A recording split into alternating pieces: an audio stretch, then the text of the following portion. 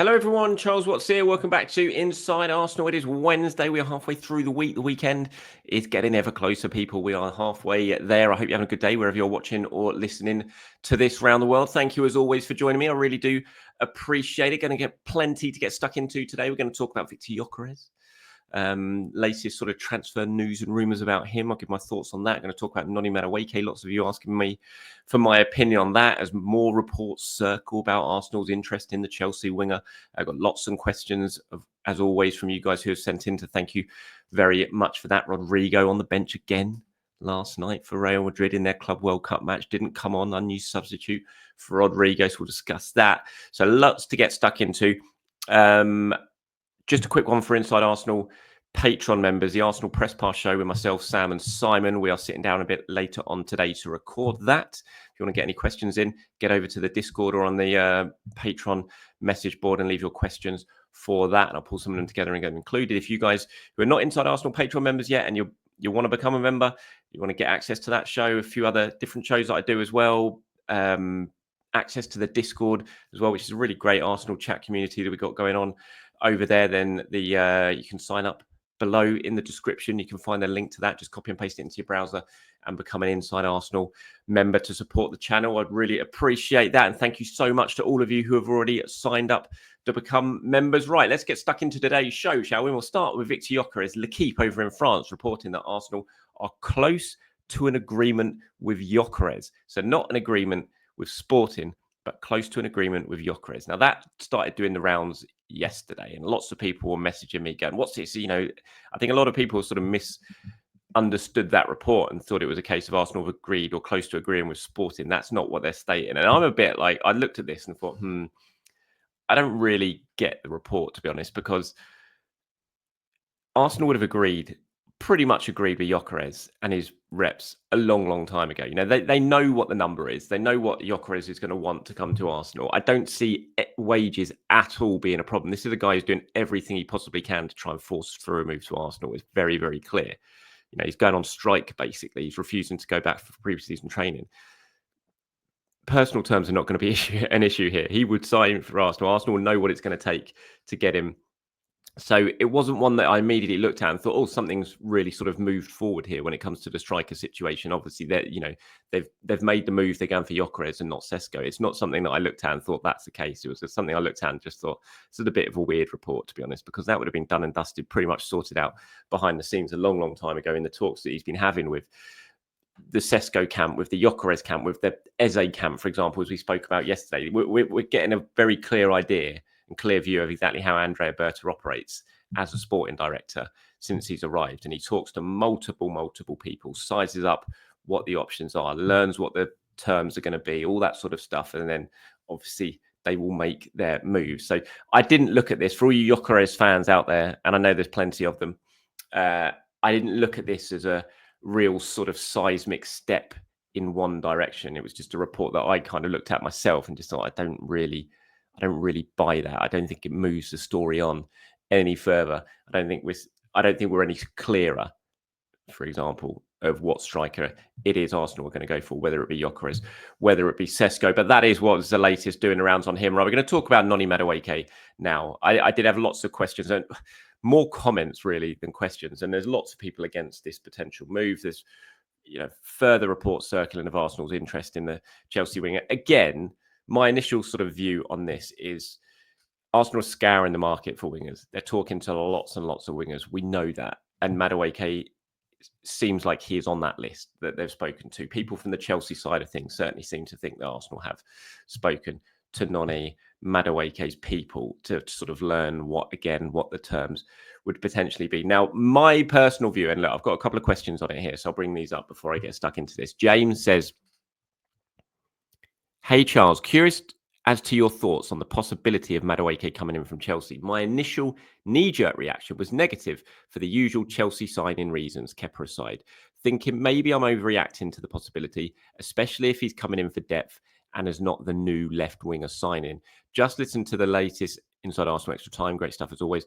Pretty much answered my questions, I think, including possible additional insight on selling Martinelli. Please disregard this unless you had additional inside thoughts. I'm literally reading that last bit on the fly. I'm not going to disregard it because I am going to talk about it. And I know that not everyone on this show watches Inside Arsenal Extra Time. Sam also is on Madueke. He says, following on from all the Madueke stuff, I was just wondering what sort of fee you'd expect. So what would be willing to pay and what Chelsea might hope to get. I do think some fans are perhaps getting a bit carried away, and it's definitely not a certainty that we'll actually go for him. I just struggle to see us being willing to pay big money for a player of his current standing, especially if he's essentially viewed as Saka backup. So I'm going to talk about both of these questions now. So my thoughts on it. And I agree with you, James. My initial reaction is just like, nah, I'm not really feeling this. I don't want to give Chelsea any more money. I don't really want Madueke. Whenever I've seen him play, I think he's a bag full of tricks, but the end product is something that sort of really worries me. And when I look at the winger signing this summer, I think the winger signing is as important as the striker signing, if not more important, to be honest. I think the striker signing is absolutely necessary and it's a necessity, no doubt about it. But I still look at the way Arsenal play and how they're gonna hurt teams more than they hurt them last season. And I still think adding extra threat behind, in and around the penalty area, on the edge of the penalty area almost, is just equally as important as inside and in and around the 6-yard box. And I don't look at Madueke as someone who's going to significantly improve that. I think he'll get to the edge of the penalty area. I think he'll cause problems, but I'm not sure his end product is going to significantly improve Arsenal's attacking outlay next season. If it was Madueke and Eze, I'd be slightly less bothered about it, but it's still not really one for me, I have to say. It just doesn't significantly improve Arsenal, in my view. Rodrygo and Eze, that's another question entirely. That's one I would absolutely, completely support. In answer to Sam and how much money you think Madueke cost, I mean, I'd look at the market at the moment, and Nottingham Forest have just rejected 50 million from Newcastle, wasn't it, for Anthony Elanga. And if you're Chelsea and you're looking at that, and you've got Madueke there, and you've just signed Gittins for, I don't even know how much they signed, or they've agreed a deal. I'm just going to type this out while I'm reading. But yeah, so how much are they spending on Gittins? It's not coming up. That's annoying. 55 million they've agreed with Dortmund for Jamie Gittins. So if they're spending that sort of money, if Newcastle are rejecting 50 million from Forest for Elanga, you'd think that's certainly the ballpark that Chelsea would want for Madueke. You're looking at definitely over 50 million, I'd imagine. Do I want to give Chelsea another 50 million for Madueke? No, I have to say. So I think that is the fee for him. But it's just not one that I would really get behind. I have to say, it's just that there's other wingers out there that for me have got better end product than Madueke, who does have potential. He could be a good player. I know yesterday on Inside Arsenal Extra Time, as James says, we were talking about it, and James Benge was, he's quite excited by the prospect of Madueke. He thinks he could really explode at another team outside Chelsea, but not for me, I have to say. I'd much rather something else go on when it comes to the winger. And I spoke about it before. Rodrygo yesterday on the bench once again for Real Madrid in their win against Juventus in the Club World Cup. Didn't get on. I mean, that's the one to go for, surely. He's going to, by all accounts, Real Madrid now, the strong reports coming out of the Spanish media and those close to Rodrygo is that he will make not an announcement, but he's going to talk to Ancelotti at the end of the Club World Cup and make his preference clear in terms of what he wants to do this summer. And there is a growing belief that he is going to tell Real Madrid that he wants to go. And if that is the case, for me, go get him. Expensive, yes, but go get him, because that raises the level of the squad. It raises the level of the team, I think, although I know some people sort of argue about that. There is the debate. If you go and get Eze, do you need another left winger? Because if you're not selling Martinelli or Trossard, because you've basically got Eze who can play on the left, not necessarily an out-and-out left winger. We know that. He likes to play in the central areas. But you've got Martinelli and Trossard, so do you need Rodrygo as well? Is there really realistic space for him in the squad? Would there be better to then spend money on a right winger rather than a left winger if you're bringing Eze in? I do get that argument, but I think when it's a player like Rodrygo of his quality and his age and potential to really improve as well, I think you go out and get him for me. And then you just find a way of fitting other people in. Gabriel Martinelli can play on the right anyway. We know that he could be the right wing option for cover for Bukayo Saka. I just think so. These sort of opportunities in the market don't come about very often, I don't think. And I think you've got to go out and get Rodrygo, take advantage of his situation if he does come back from the Club World Cup as expected, and say that he does want to move on and leave Real Madrid. Okay, just talking about Kepa now. Just my thoughts on it now that the deal has been done. Obviously, we spoke about it on Inside Arsenal Extra Time yesterday, but I know a lot of you don't watch that show, so I'll just go over bits and pieces on it again yesterday. I thought, I've said a bit of a piece. I think he's a fine signing. I think he's an excellent piece of business from Arsenal. You're basically signing a number one Premier League goalkeeper for £5 million. You just don't get that opportunity very often. And Arsenal have got in and got there. He's an experienced player. He's an international player. He's 2 times Champions League winner. He's won lots of trophies. Been in squads that have won lots of trophies. At a very good age for a goalkeeper. He's proven he is good enough to play in the Premier League. Did that last season when he was very, very good at Bournemouth on loan. Yes, he struggled when he first came to Chelsea. That's a long time ago now. He struggled with the spotlight, struggled with the scrutiny of being the world's most expensive goalkeeper, but that's all in the past. He's not that. He hasn't, he's moved on from that. He showed that last season that he can easily play and perform really well in the Premier League. He's just a really good number 2 goalkeeper for a pittance in modern football in terms of how much he cost. £5 million is absolutely nothing in the grand scheme of things. And he's come in, he's provided, he's improved the squad. Absolutely no doubt about it. Last year it was Neto, this year's Kepa. There's no comparison who's a better goalkeeper. So Arsenal have improved their squad and they've done it at a real cut price way. It's a really smart piece of business. He spoke well, I thought, in his interview yesterday when he talked about his desire to be here, his desire to win trophies. He talked about Inaki Kana and Mikel Arteta and how passionate they were. He said he spoke to Kai Havertz and Martin Odegaard ahead of signing and was really excited to join the dressing room. It's obviously taken a number 13 shirt. It's a 3-year deal for him as well, so it's not exactly a long-term thing. And he spoke about the competition with David Raya. He said they're good friends. They know each other from the national team setup, obviously. He said they are going to be competing, but they're also just going to be pushing each other to do the best possible thing they can for Arsenal. So I thought he spoke really well in that interview, and I just think it's great piece of business. That's it. They went out, they got it sorted quickly. We're not messing around looking for a number 2 goalkeeper, which seems to have been the way in recent years. They've got it sorted. They showed intent in the market. Once they knew that Juan Garcia wasn't going to be possible, they went and got the situation sorted. I think it's a big tick for Andrea Berta, and I'm really happy that he's through the door. So welcome, Kepa, number 13. Really good piece of business in my view. This was interesting yesterday. Anton Simeone signed a new contract at Bournemouth. Was not expecting that this summer. Really thought that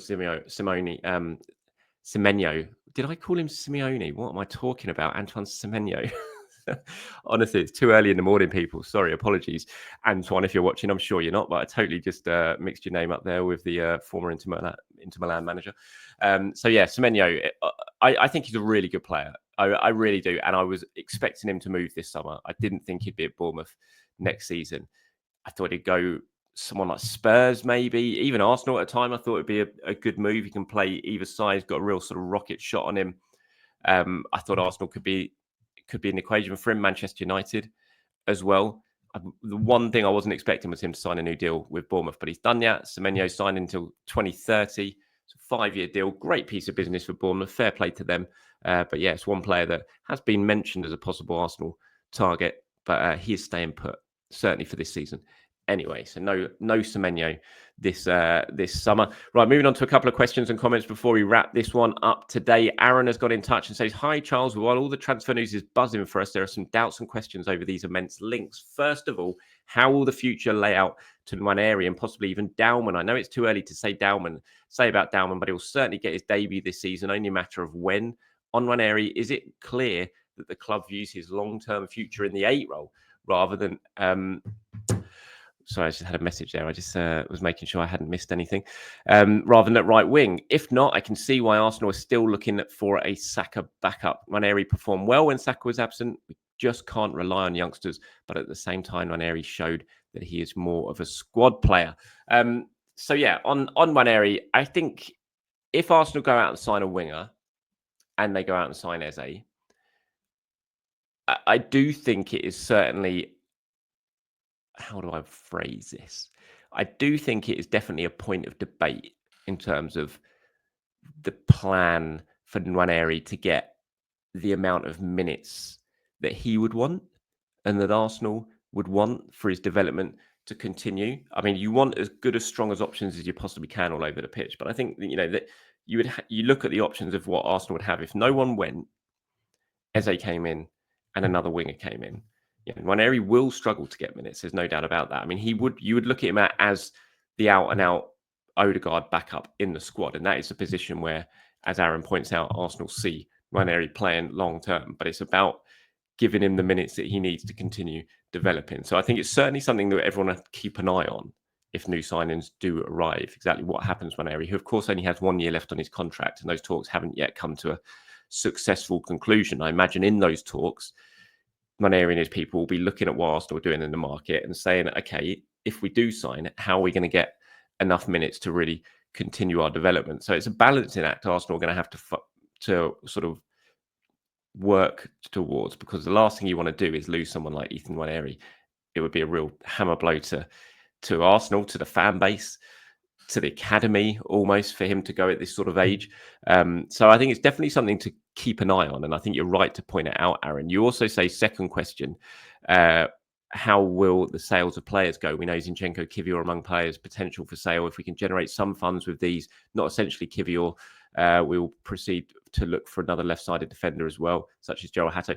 I don't think so. I think if Mosquera comes in, and obviously we don't know if that's the case yet. Valencia are trying to keep Mosquera. They've offered him a new contract to try and keep him despite Arsenal's interest. So we'll see how that goes over the next week or so. But I think if Mosquera does come in, I think if he decides to come to Arsenal, I'd be surprised that even if Zinchenko went, that they'd bring in another defender this summer. If Kivior went, then yes. If Kivior and Zinchenko went, I think they'd have to do that. But if just Zinchenko goes, I don't see them really signing another left-sided defender this summer.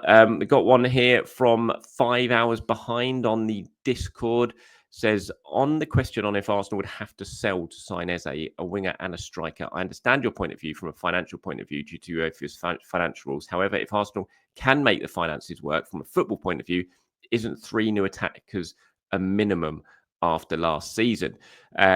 Yes, I think you're very right to point that out. And I think,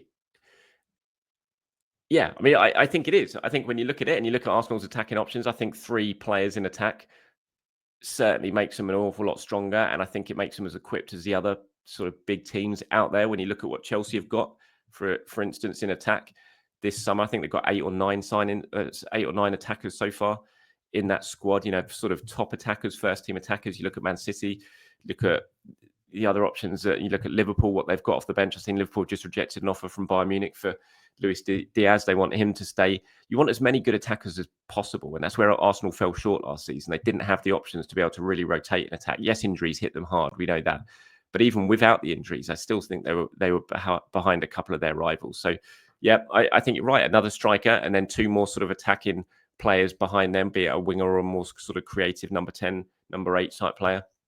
I think it's what the squad needs. I think you're right.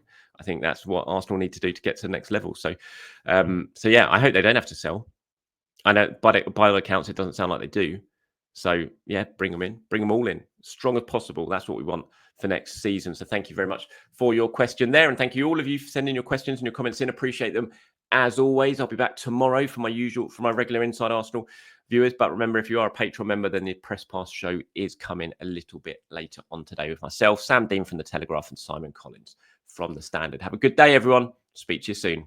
Bye-bye.